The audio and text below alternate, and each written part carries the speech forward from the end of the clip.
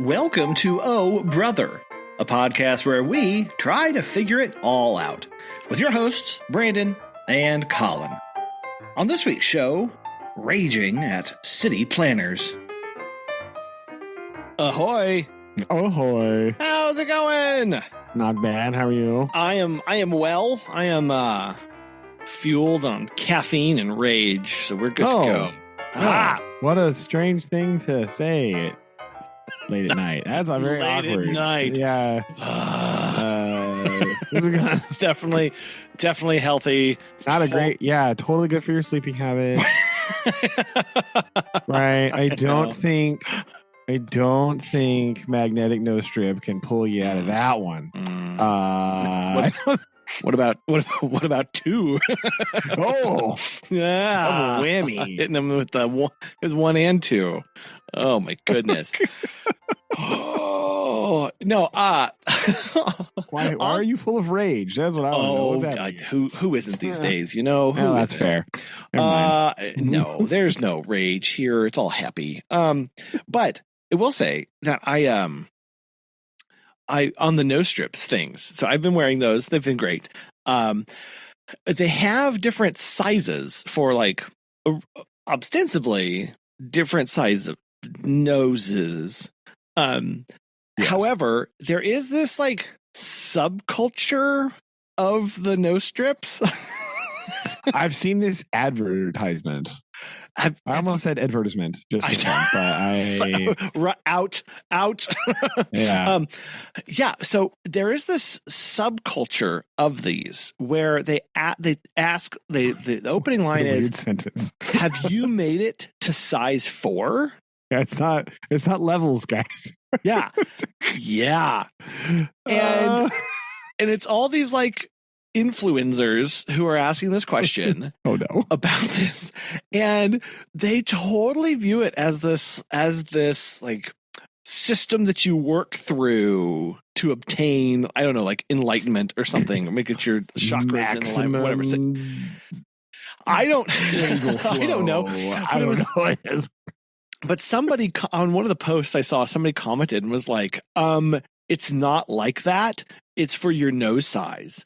And the company itself commented back, and they were like, we know this, because I think they were worried about being slapped with like false advertisement or something. You could tell they kind of, I mean, yeah, maybe something dumb like that. Like jumped on it, and they were like, these are claims not made by us, and this is just something that some of the fans of this product like to do. So it's like, oh my gosh. Yeah, I see that on the thing on my, like, it shows up every once in a while on like a YouTube ad or whatever. It's like, have you even like blah blah blah, like level 4 or 5 or whatever? I'm like, wait, I'm pretty sure that's not how that works. I don't think it's not supposed to be used like that, people. Yeah, come on, man. And so this what was it, yesterday? 2 days ago? Noah was having trouble breathing through his nose. Oh, and you're like, boy, do I have something. And I was like, come hither. Let's see something. Right. And I got the little smallest one that it comes with. God, it looked so cute. And it went click, click. Oh my goodness. Oh no. I will send you a picture of him. Oh, it's great. And then he refused to take it off. Where have I heard this before? I know. It's so good. I'm like, attaboy. Oh, there it is. Goodness. There it is. Oh, yeah, no, we went to like a function with our friends. He was out at the library with it on. Representing. It's great. Oh my! Look at that! Isn't it so cute? Gosh, it's your twin. What is happening right here? I know, it's so adorable. Oh dear! Loved it. Look at his sister completely ignoring him in the picture, not wanting to look at him, desperately wishing to disappear into the Lego. Yeah, like, oh my god! Really angry about what's going on in the background. Like, what? No, stop, right? please. Don't they know you're not supposed to wear this all the time? I'm like, oh, except for the part where you are. I know. I know. Yeesh. That's hilarious. Again.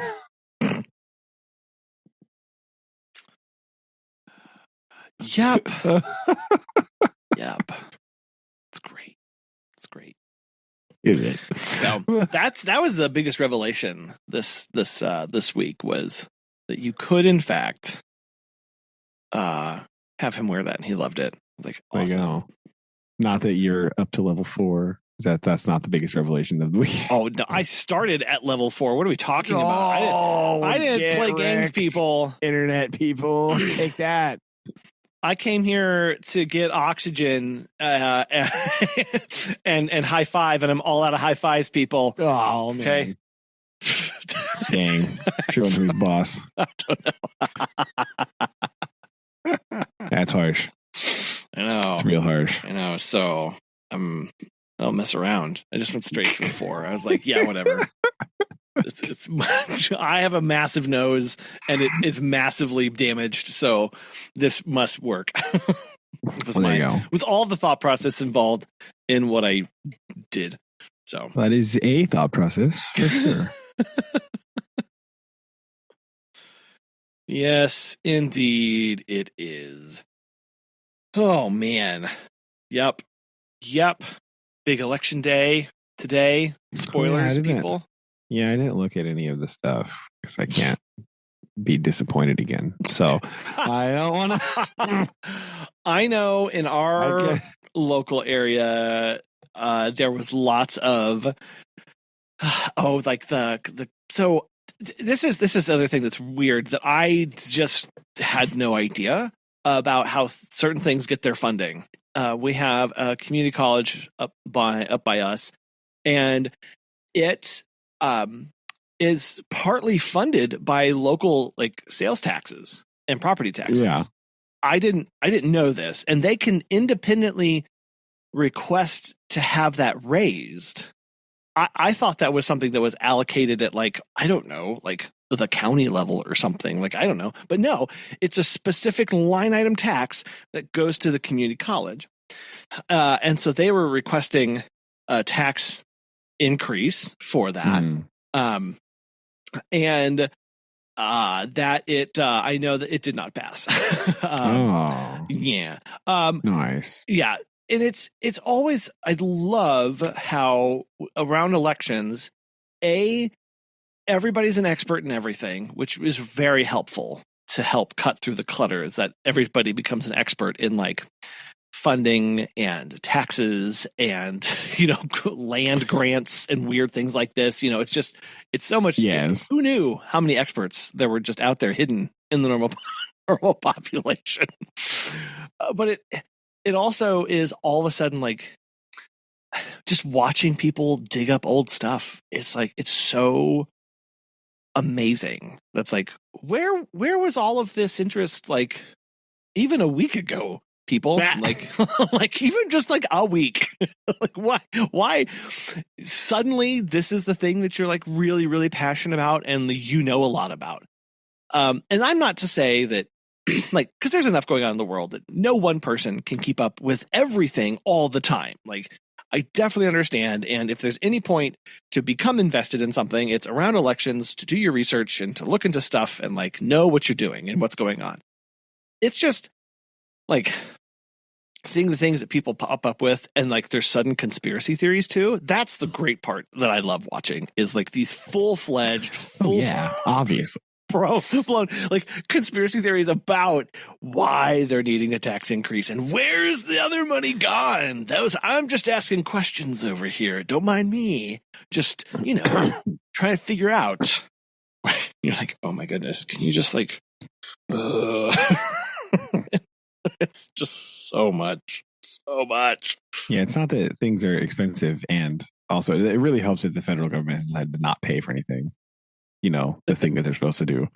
That's very useful. Yes. As well. So is that okay? Yeah. Well, and it also, it just doesn't help because there's enough, at least in my little town, of like distrust of government, which we can all agree that like a healthy distrust of government is good. Like, sure, have that, folks. But like to the point where they are claiming that the council members are raking it in on the backs. Oh, yes, obviously. Our taxes. And it was so bad so that like they had to read the pay into the record, like back into the record. Like you can go look this up. They make, right? Like it was just like, okay, I guess we'll read it for you. Like, here's what we make, guys. Because there was all these circulations like they're just raising taxes to line the pockets of them and look at the money they're making and blah, their pay increases. And they're like, to be on the council, they pay us $136 every 2 weeks. Yeah. You're not making to be on the city council. If you're making money on the city council, it's through fraud / embezzlement, not just directly from tax. That's not how this works, guys. Come on. You know, you gotta do a little fraud, right? You have to like cook the books a little bit. That's how it works. That's what you gotta do. Everyone knows this. Yes. Like you see it all the time. Like it's always like the random county commissioner lady or like some random dude in the office that they all of a sudden have much money. You're like, where'd it come from? Moving decimal points in a ledger. That's where it comes from. Right? That's where it comes. That's where it always comes from. Nice, simple, sneaky. That's how you do it. Yes. Okay. It's not like actual, just like, oh, I'm just going to take this money direct from the taxpayers, put it in my pocket. No. It has to go roundabout, circuitous ways. Yes. You have to find ways that suddenly the county commissioner's excavation business miraculously gets like 3/4 of the bids that they put out throughout the year, or they're the now you're talking the subcontractor to the subcontractor. They're always the ones that haul the gravel. Like, that's weird. I know. Or you vote for a thing and your friend's business gets taken care of, gets all the contracts, and then you get to go on like, all of a sudden your friend takes you on like magical vacations just out of nowhere, right? For no reason whatsoever, totally unrelated to all the business contracts received. See this? Guys, that's how it actually works, right? Come on. I'm disappointed that people don't know this, right? I'm disappointed that they make up elaborate schemes when very simple schemes exist right in front of your face and happen all day, every day. Yes. Right? Like, what do we, guys, you don't have to like create ways that people in those positions will take money, right? These ways exist and they do it all the time. I mean, you don't pay attention to those ways. No. Right? You don't just be like, hey, auditor. Like, that's all you got to do most of the time, right? Like, it's always the auditor that catches it. I know. Right? Yes. It's not, dude, at the breakfast spot drinking coffee with like 8 other guys. It's not him. You're not the detective uncovering the situation. It's the auditor guy, right? Looking at the book and being like, wait a minute. Every month for the past 8 years, $12 goes from this account to a mysterious third-party account. Boom. That's what happens. Yep. Yeah. Right? A mysterious third-party account in the Cayman Islands somehow. So strange. Who owns this one, by the way? Oh, it's a mysterious LLC. Yeah. Wow, guys, come on. This just so disappointed. People don't know how this works. I mean, quid pro quo is a thing. We have terms for this. Is a thing, right? Yeah, like it is one way. Right? Certainly. That's one way that happens, right? You give money to some politician and then your name mysteriously appears on a plaque in a ballroom or something, perhaps. Yes. Like that's It's just how this works. Or that piece of legislation that you were really hoping wouldn't pass just gets lost behind the counter and never gets seen again. That's weird. Yeah, crazy. It's again, we don't need we don't need this crazy stuff. And it will never, like you said, be as blatant as like, no, I'm just going to raise my pay by 4,800%. Thank you. Everybody. I mean, sometimes they do that. Well, but that's not usually the county commissioner. This is like the state legislature. Well, sure. Like the federal government. They do that. Right. County clerk is not really. I do. The if you're looking to get into politics to make money and be corrupt, I feel like county level politics is not really where it's at, right? No. Got to at least move up a bit from there, right? Like, or at least it needs to be a large county / large city, okay? Not random small town in middle Missouri. Okay. No. That's not what there's not even any like waste management businesses there to like take control of, or right. mysteriously or mysterious concrete businesses. Right? Like, I mean there are a large amount of cement businesses now to think about it. See aforementioned hypothetical situation mentioned by Collin earlier about the county commissioner and his construction business. But like, it's going to be those little things that you're not. It's going to be like the dump truck thing, right? Yep. Is there a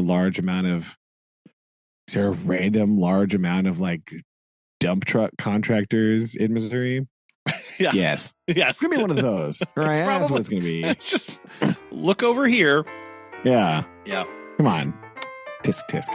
Right.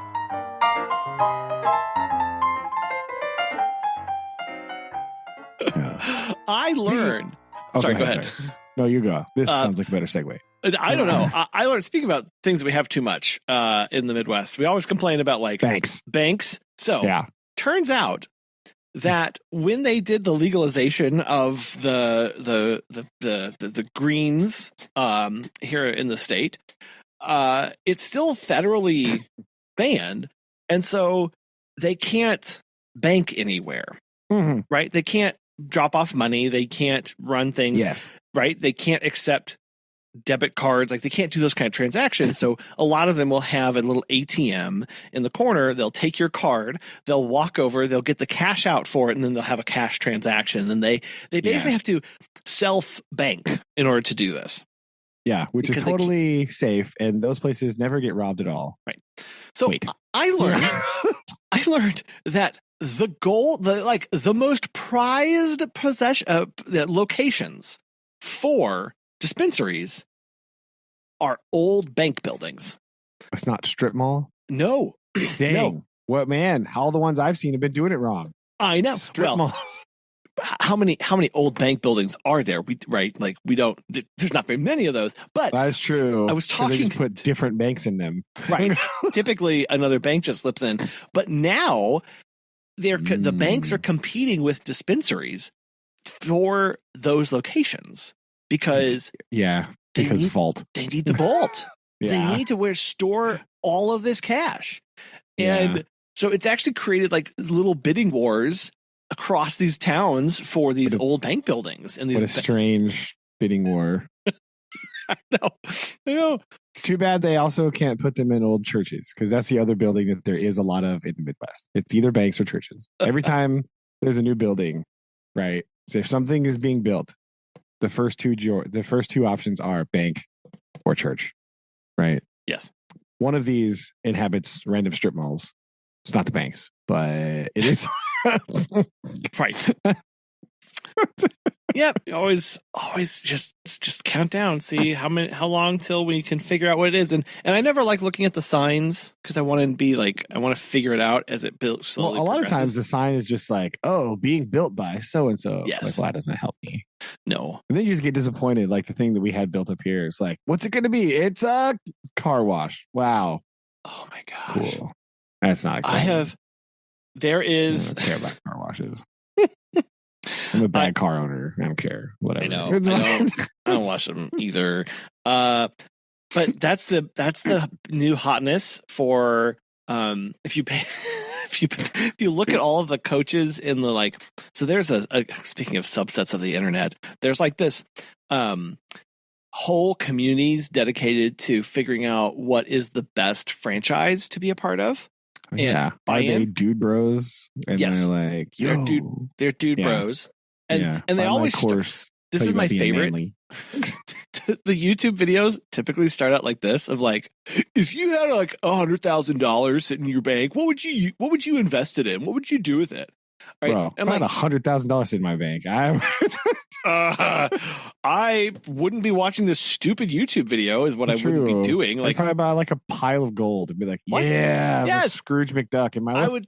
Yes, in my bathtub, I'd get out my little gold coins. I'd splash them around. Right? Yeah, absolutely. With that much, I mean, in 2025 prices, probably like 8 coins, but still, I would totally still bathe in something, right? Like, I wouldn't be watching this video, but they're always like, yeah, if you have an extra $50,000 or $100,000, what would you invest in? And I'm like, what a weird premise. I am so. That is a weird premise. That if I have an extra $100,000 laying around, I'm worried about not having enough money. Yeah. If I just have a spare $100,000 sitting around that I'm not using for anything. Yeah. That I somehow need to make that. I need to make more money in my life. Yeah. Right? Like that is a sentence. I guess. Yeah. That's suddenly like I've sold my couch. It's getting hauled out of my front door. $100,000 just plops down in the entryway, and I go, huh. Well, what could I do with this? That's not life changing in any stretch of the imagination or any sense of the matter. I guess I don't know. I was going to throw it out, but I guess if you could tell me something better to do with it, I'm all ears. And the new hotness in that world are car washes. This is where everybody is wanting to put all their money and all their investments, because it's just this new hot thing. There's kind of a bubble going on in the car wash world, and because it's quote easy money, right? You invest, and then people just pay you $20 a month for the unlimited and all this stuff. Okay, yeah. First of all, subscription car wash service is about the most late stage capital thing I've ever heard in my entire life, right? Like, what? Guys, no. I'm not paying you a monthly fee so that I can wash my car. Are you insane? How often do these people think you need to wash your car? Well, because I can tell you the answer is actually a lot less than that, right? Like, this is not. I know. And but I'm sitting here thinking, yeah, but there are people who are in, like, if you're a realtor, if you're a lawyer, like if you're a salesman, like if you're these things, you could see how that would just become part of like what you're supposed to do to keep your car looking nice so that your people impress. I don't know. How? Okay, let's think about this. Just like let's extrapolate on this very bizarre premise that everybody is in desperate need of to wash their car, right?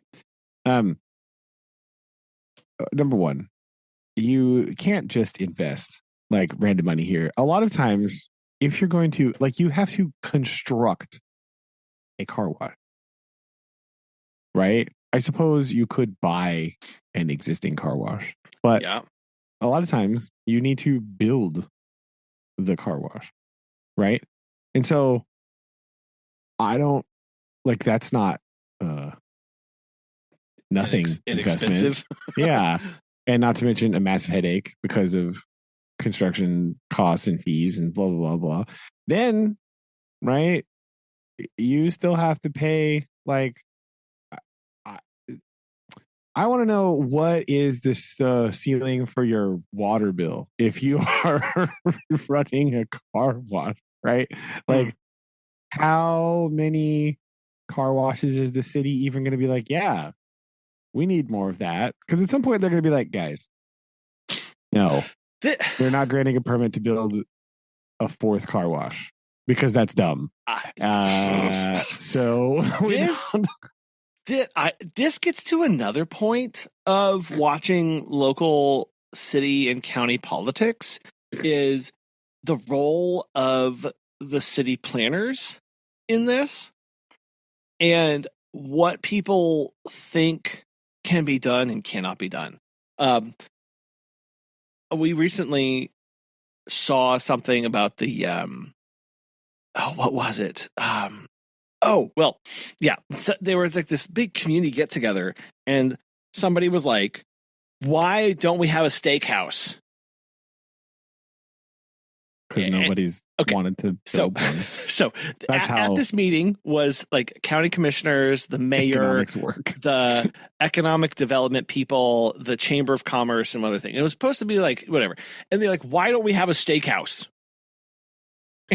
The chamber of commerce person turned and said, I don't know. Can you cook steak? Yes, that is the correct response to this. Because people have this view of their local government that like they're the ones who are building this stuff. Like these are the same people that think anything that has the S word in it, socialism, is the worst thing of all time, right? Like, oh my gosh, you're going to destroy the fabric of humanity. And then they're saying words like, why won't the city build a steakhouse? Like, I need you to understand that is absolutely the most ridiculous thing I've ever heard in my entire life. What is wrong with you, sir? I know. Sit down and never speak again. Like, what?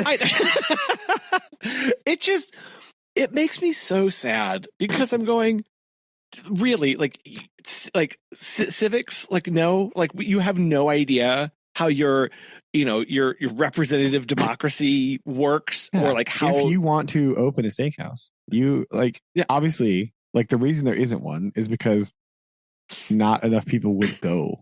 Yeah. Right. Yeah, so, nobody has been like, yes, people will patronize this establishment.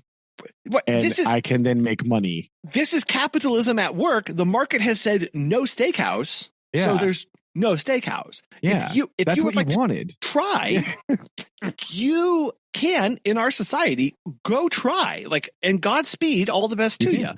Right? Like, it's just this. The more I've paid attention to this kind of stuff as we've like worked, as we've been involved in like chambers and like economic development stuff and things, it's like, I didn't know that was a mindset that people had, that the city, people genuinely think the city is the one who builds these things, and the city is the one who is now. Sure, they have to approve building permits. That's what they have to do. The city, somebody has to come to the city and the chamber and whatever and be like, "Hey, we would like to open this thing," and then they can go, "Yes," or, where are you going to do this? Yes. Where are you going to put this thing? Like, that's what they do. They say, this is a good idea. You can put it over there. Right. Or they say, like, can I put it here? They go, no, but you can put it over there instead. Yeah.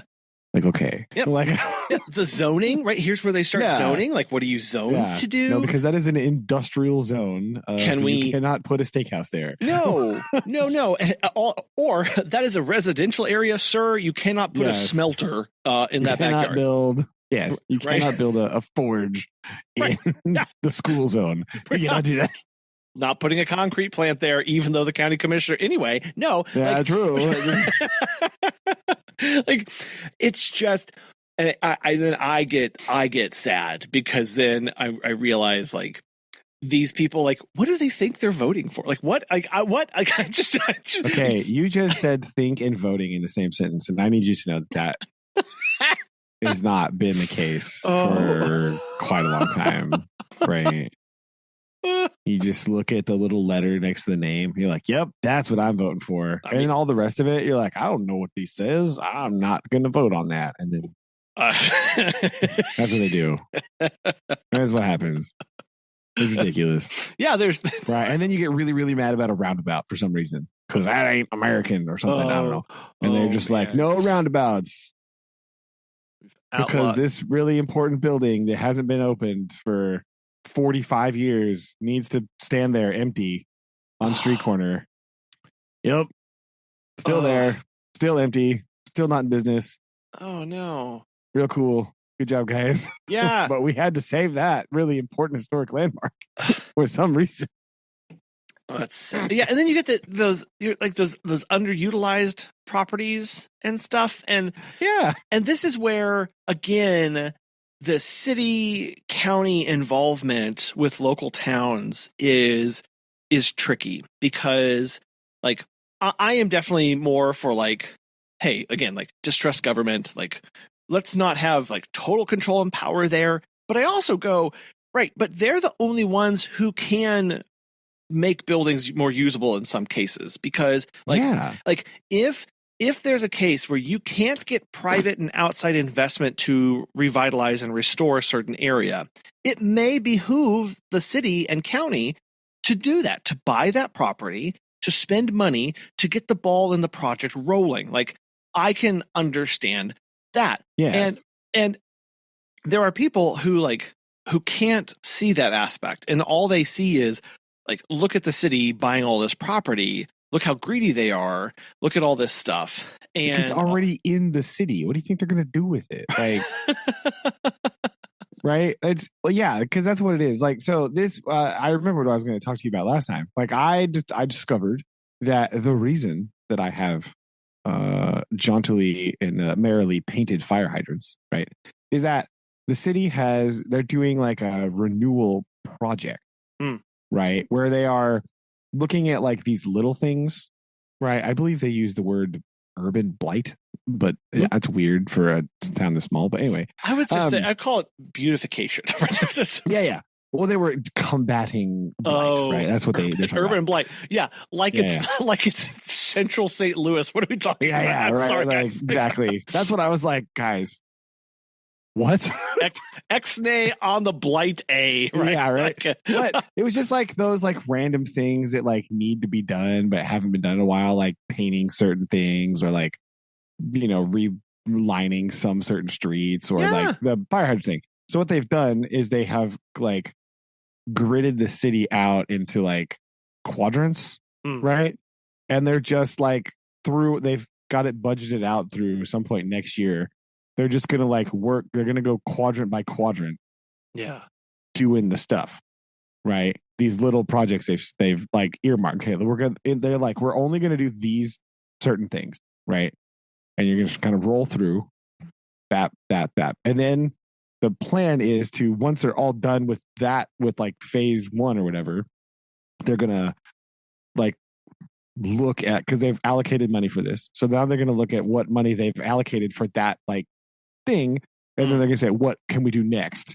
And just kind of like roll through gradually upkeeping and fixing like little things, including making cooler fire hydrants, hopefully. That's right. So this is what their plan is, I guess, to do that, to make it like the beautification thing, because like they are trying to work on like the downtowny bit.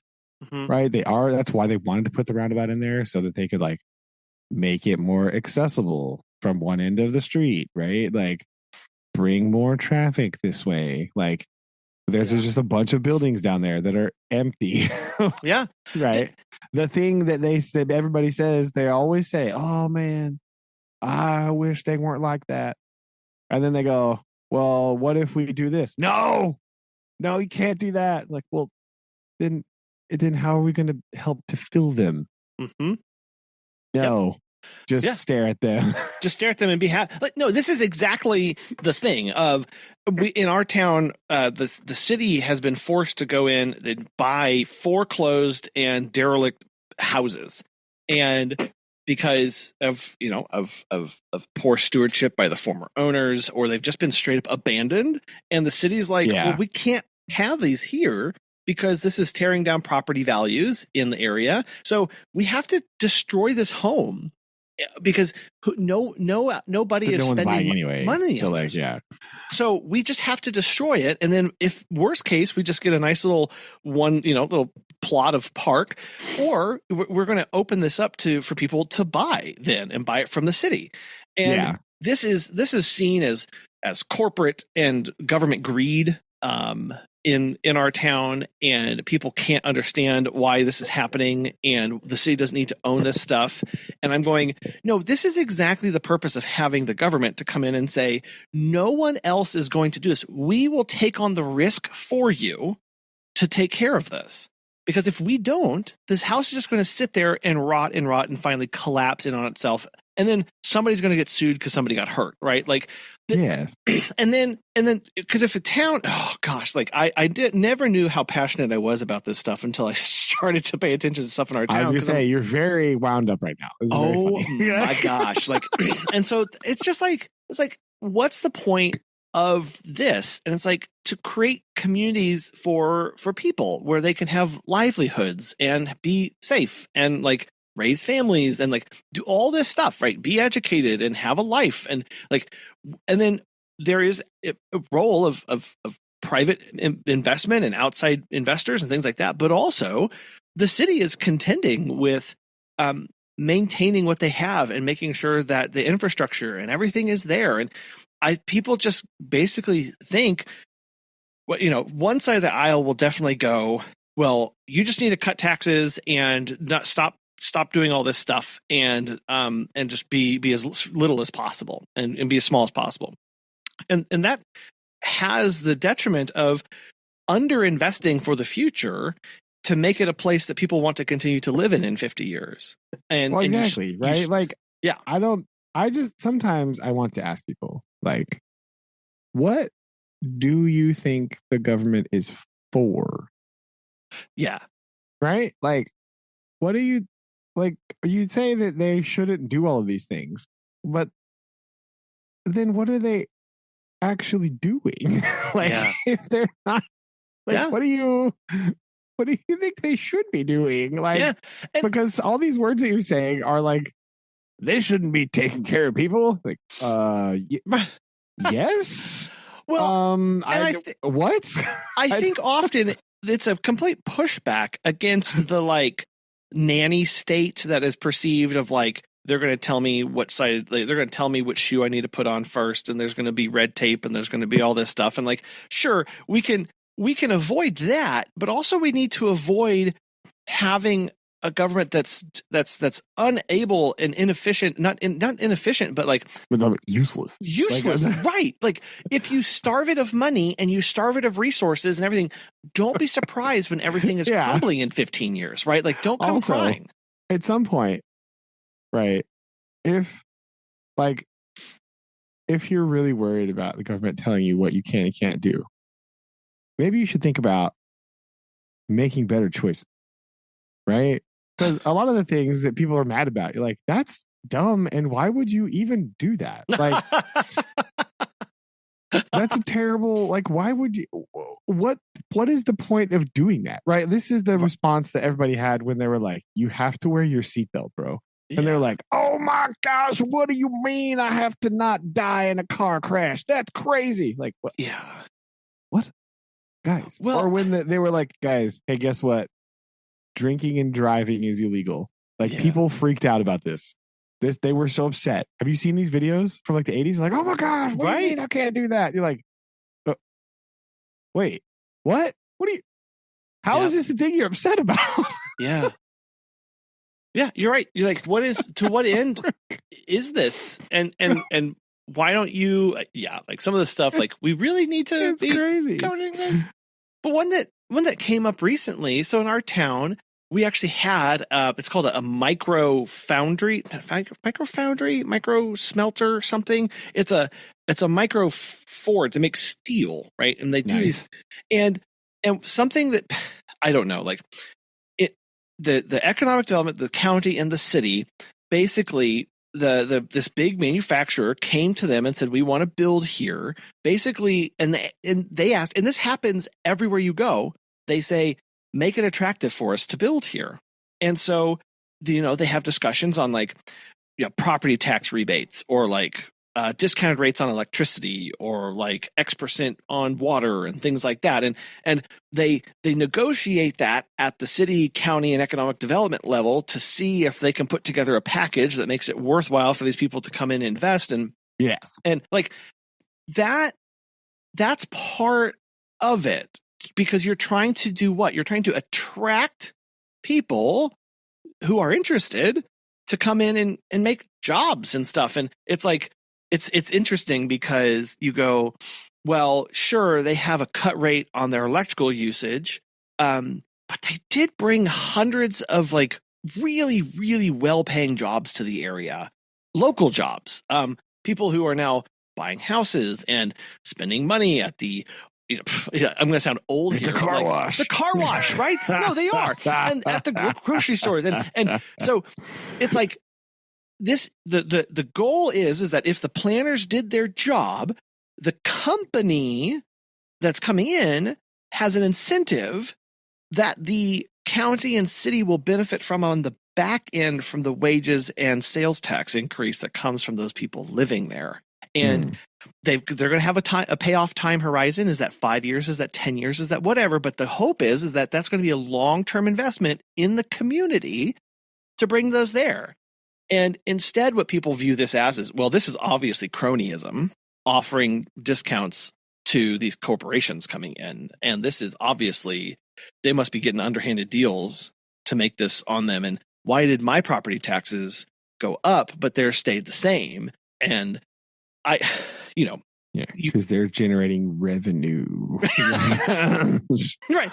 And sure, can it go wrong? Absolutely. I'm not saying it can't, but I'm saying this is a basic principle of economic development and trying to work with what you have. I don't know, I just see these arguments online and on city council meetings and things like that, and I'm going, you've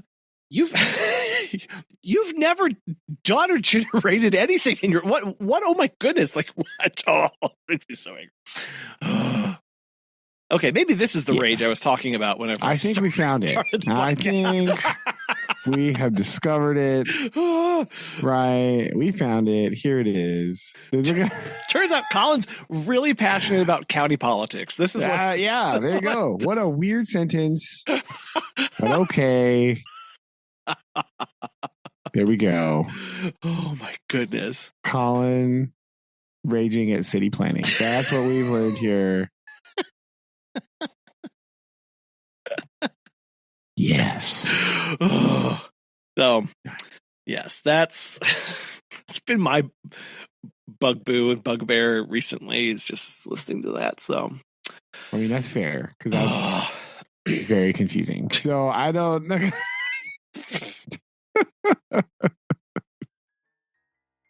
Anyway, this is fair. Yeah, it's okay to be mad about this. It's fine.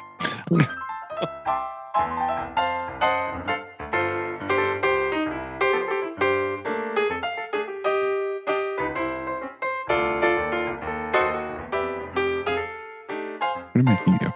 So, did you want to talk about books? Yes, Collin? We need to talk about books. All right.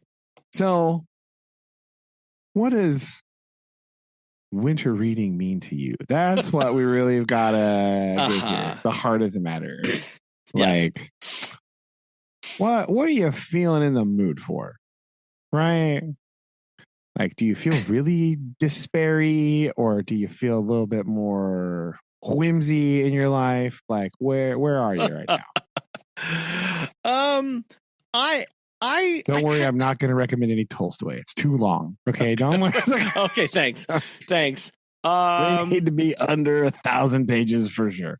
We don't want. Thanks. We're going to steer clear from Ernest Hemingway. Yeah, I mean, we just did that, so we don't. I know. Right? But there was one that I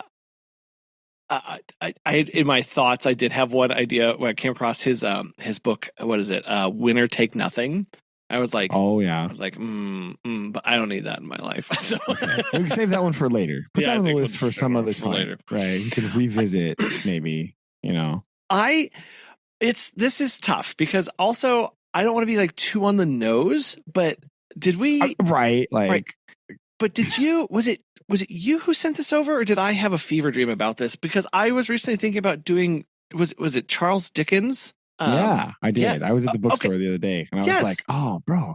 Yeah, I was thinking Dickens, right? Feels wintry, yes, right? Londony and foggy and stuff, right? Feels right.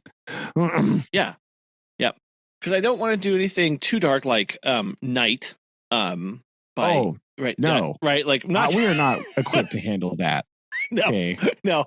This is not that kind of show. All right, we are not really ready for.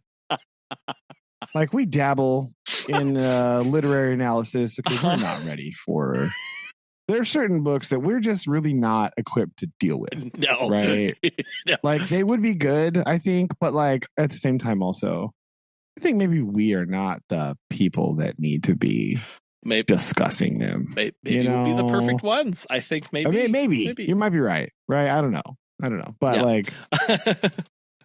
No, I think we are a bit too jovial and lighthearted at times to cover those. Well, I mean, at times, right? Except for last discussion, but like, I don't. Hey, now, counties. So I do agree, because I had been thinking of Charles Dickens anyway, and then you had sent that over, and so I like that. But also, I think it might be interesting to do. I don't know. Like, I was also thinking Frankenstein may also be a really good one, because there's also like icy Arctic scenes and kind of moody. Winter, very moody. Like, winter plays a big role in several of those things. So yeah, I know that's. I have a few more, but like, where are you? No, that's fine. I just wanted to hear yours first. Like, I wanted to hear where you were at. So keep going. Okay. It's definitely not. Again, I'm trying to figure out like it's an interesting thought for me to be like winter reading list versus summer reading list. Yeah, because when I think of winter, I'm definitely more in lines of like dark, moody, kind of more somber tones for that stuff. Yeah, that's kind of where it's developed recently, right? Yeah. Also, with our overlying theme of like books you should have read in high school things, so like there's like that too. So another good one maybe like Lord of the Flies. Okay, right? yes. So not winter, but but it is. Yeah, this is what I was thinking, because I was thinking like, I don't think also maybe I think like Faulkner might be a little heavy, but like it's a lot. It's usually like hot, southern, blah, but it is also like despair. Yeah, thematically it's cold, right? So thematically it's wintry, right? So that I was thinking about that kind of stuff as well, right? Like, yeah, I was like, yeah, that's I think that would be an interesting one too. So that's true. Lord of the Flies would be good. Or I was also considering, just because we've talked about it so much, actually reading Something Wicked This Way Comes. You know what? Yeah. Okay. Right. Okay. Like, but or we could put that on a list for later too, if you want. But like, I was like that, since we reference that, at least once a month, if it's like. I don't know what you're talking about. Maybe we don't need to read it because we do reference it all the time. But no, like, I think that might be good. Yeah. That'll be funny, right? Like, since we only talk about it all the time. You know what? And that would have a great follow-up, because then we could talk about the movie, and we could do comparisons between the media. Anyway, that's true. Well, there's media with other stuff too. Yeah, right? We'll find some sort of theme here. Yeah. Right. Okay. So, depending on where we go, but yes. So I was thinking about these things too. I also thought about that. Those are basically what I thought of. I was thinking about something Dickensian, right? Because it just feels correct, right? I was looking at what else was I looking at? Right. Every list, it's like I'm having to like actively not look at it, because every single list keeps showing me F. Scott Fitzgerald, right? Because, right? Yeah. And it was written in 1925, so that's like really kind of It just like keeps showing up here all the time. Yeah. Right. But I don't really want to read Great Gatsby. But I mean, could read like This Side of Paradise, right? Like something else that he wrote, you see. But I don't really know if I like Fitzgerald that much to go with that. But that would be a possible option. And then the other book that I saw that was like mildly interesting was Wuthering Heights, because it's all like weird and like creepy mansion-y with like weird people in it and stuff like that. Mm-hmm. So I don't know. Plus a Bronte sister. So like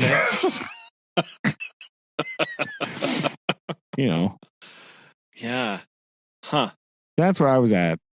What I kind of come up with. So yes. That's where I was pondering today, as I was just kept staring at all these, being like, what would be a good one? A good one here. Yeah. Yeah. I'm kind of leaning towards something Dickensian. Okay. As really what I'm thinking here. Okay. I like this plan. Yeah. Yeah. I think that's what I'm. All right. What we need to do here. I think that's good, right? I sent a picture of Oliver Twist just because I felt like that one might be not too bad. And the book that I looked at in the store was like not quite as long as the page count would lead you to believe, because there's like a big appendix in that book for some reason. And I was like, what is that? Oh, why is there appendices in Oliver Twist? I don't understand what happened. Weird. But either that one or what's the other one that's like very...